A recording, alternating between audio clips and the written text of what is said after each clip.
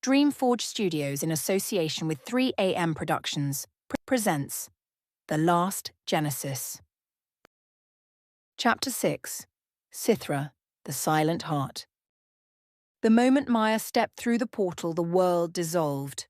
There was no sensation of movement, no rushing wind, no feeling of falling.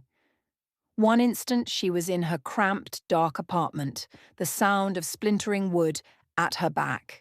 Next, she was standing in a place of impossible light and profound silence. The air itself seemed to hum, a low, resonant vibration that pulsed not in her ears, but directly through the soles of her feet and up into her bones. It was thicker than Earth's air, yet it didn't suffocate. It felt charged, filling her lungs with something that was more than just oxygen. It felt like life itself. She tightened her grip on Nova, the small warm weight in her arms the only familiar anchor in a universe that had been utterly rewritten. Her breath caught in her throat as she finally took in her surroundings. She was standing on what looked like a massive floating platform, carved from a material smoother than glass but warmer than stone. It drifted silently in an endless twilight sky, a canvas of deep violet and shimmering indigo hues, strewn with constellations that shifted and swirled like living ink. There was no sun, yet everything was bathed in a soft golden glow, as if the very air carried its own light. Beyond her platform, the landscape defied comprehension.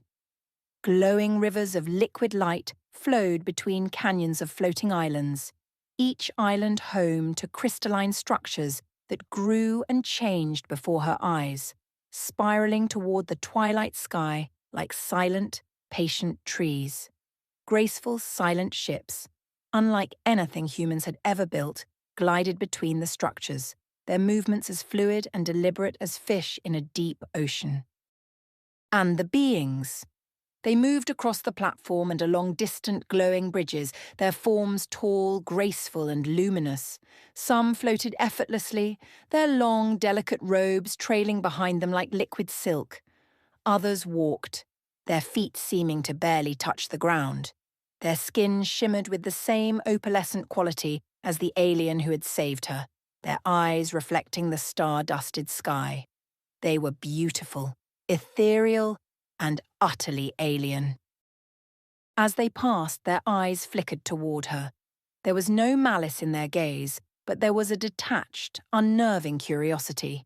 It was the look of being so ancient and advanced that a human was less a person and more a strange, unexpected phenomenon.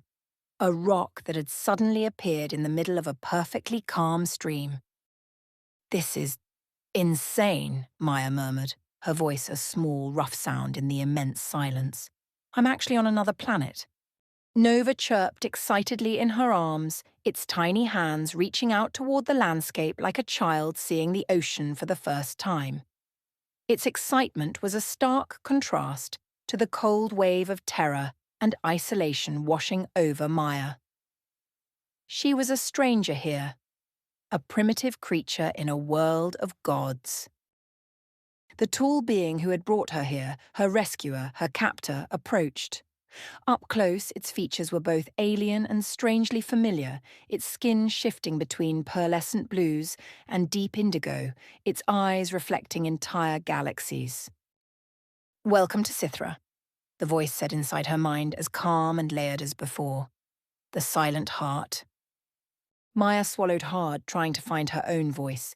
"So, this is home, huh?" she asked, the question aimed more at Nova than the towering being before her. Nova let out a soft trill and curled deeper into her arms.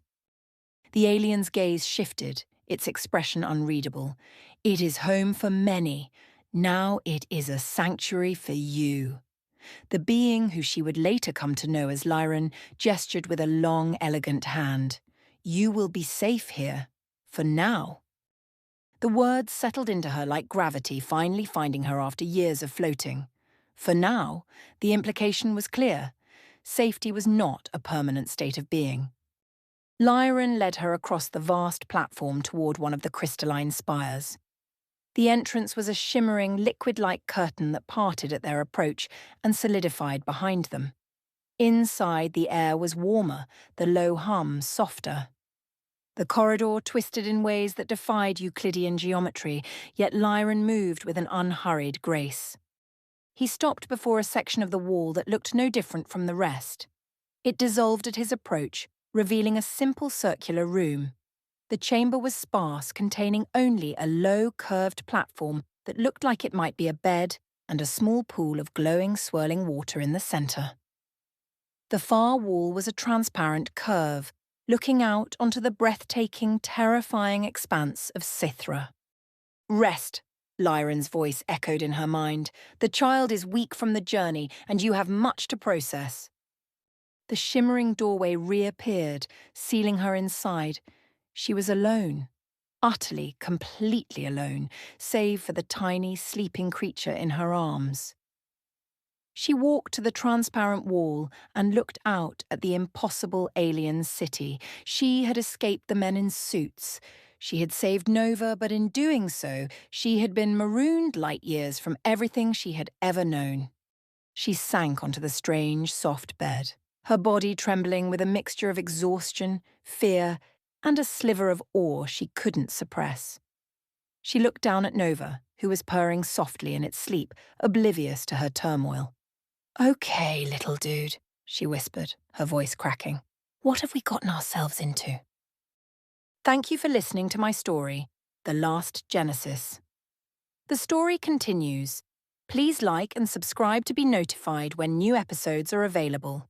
Scan the barcode to join our newsletter for exclusive content and updates.